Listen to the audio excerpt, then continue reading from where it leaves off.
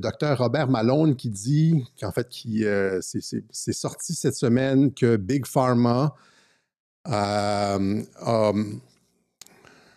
lancé une campagne contre RFK où il payait des influenceurs conservateurs, républicains, etc., des gens supposément dans notre camp.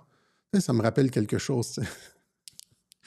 1000 $ par post anti-RFK. C'est-à-dire, tu fais un tweet anti-RFK, là, et tu reçois 1000 $. Ça, c'était dans un mémo. Ça a été rendu public par le Brownstone Institute et le docteur Malone. Et donc, ça va me déranger durant tout le web, ça. J'aurais dû mettre un petit truc. Et donc, c'est ça. Donc, on va élaborer un petit peu là-dessus plus loin parce que les gens disent souvent « Ah, Alexis, on ne devrait pas se déchirer dans notre camp, etc. » Alors que notre camp est complètement infiltré de personnes qui tirent sans regarder les faits. Puis là, tu te demandes d'où est-ce que ça sort, ces critiques-là, etc. Et on en parlait un peu la semaine dernière. Et là, c'est sorti, le mémo explique exactement. Bon, on sait comment ça fonctionne. Mike Benz l'a expliqué, le framework des armes, les contre-narratifs, comment on retourne des influenceurs de notre côté, comme de la même façon que Trump retourne des personnes d'influence comme Larry Fink, etc., ou Robert Mueller. Et tu sais, c'est un jeu de... C'est pas nécessairement un jeu d'échecs, c'est un jeu de dames. C'est ça, les dames? Ou un jeu de Go, où est-ce que tu places des pièces, puis quand tu places des pièces, tu retournes les pièces adverses dans la couleur, à ta couleur. Hein, c'est Go, ça. Les dames, si tu manges le toc, toc, toc, c'est ça.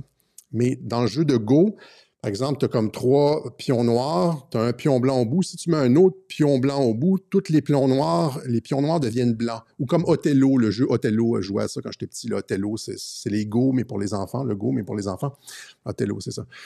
Et donc, c'est le fait de retourner des gens. Donc, et ça se passe dans notre camp aussi. Et donc, ça serait le fun. Ça serait bien, le fun, c'est une expression québécoise, ça serait bien que les gens réalisent que dans notre camp aussi, il y a des gens qui se font retourner, puis il faut arrêter de dire, puis c'est important d'avoir un regard critique sur ce qui se passe dans notre camp et que les gens arrêtent de dire toujours de la chicane, etc. Vous ne comprenez pas c'est quoi la guerre de l'information, là.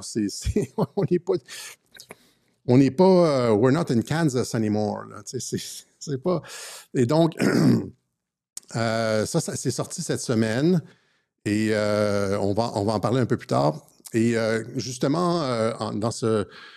je sais que les gens n'aiment pas ça, la chicane et tout, mais c'est malheureusement nécessaire. Et tu sais, par exemple, en fait, cette semaine, il y a eu un clip justement en Ukraine où est-ce qu'il y a 2 soldats russes qui marchent dans le territoire russe, puis ils rencontrent un autre soldat russe qui a l'air perdu, etc. Et là, tu les vois, les deux, ils marchent ensemble et puis ils commencent à parler, etc., jusqu'à temps que le soldat russe perdu commence à traîner en arrière un peu, puis éventuellement sort son fusil puis tue les 2 soldats russes. C'est un soldat ukrainien qui portait l'uniforme russe qui a tiré parce que les 2 pensaient qu'ils étaient dans le même camp.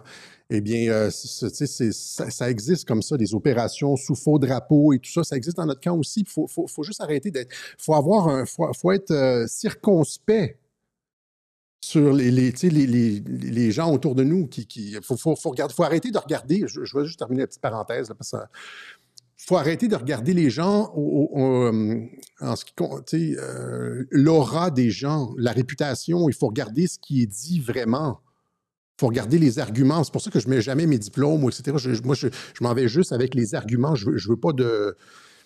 vous comprenez ce que je veux dire? Je ne veux pas élaborer là-dessus, là, mais ce qui est important, c'est vraiment juste, c'est pas la notoriété de quelqu'un. « Ah, il a bien fait durant la COVID, etc. » Et donc, fous-lui la paix, Alexis. Non, regarde réellement ce qu'il dit. Parce que des opérations de retournement, il y en a dans une guerre de l'information. Il faut juste être conscient de ça. Sinon, on se fait avoir comme ça, OK?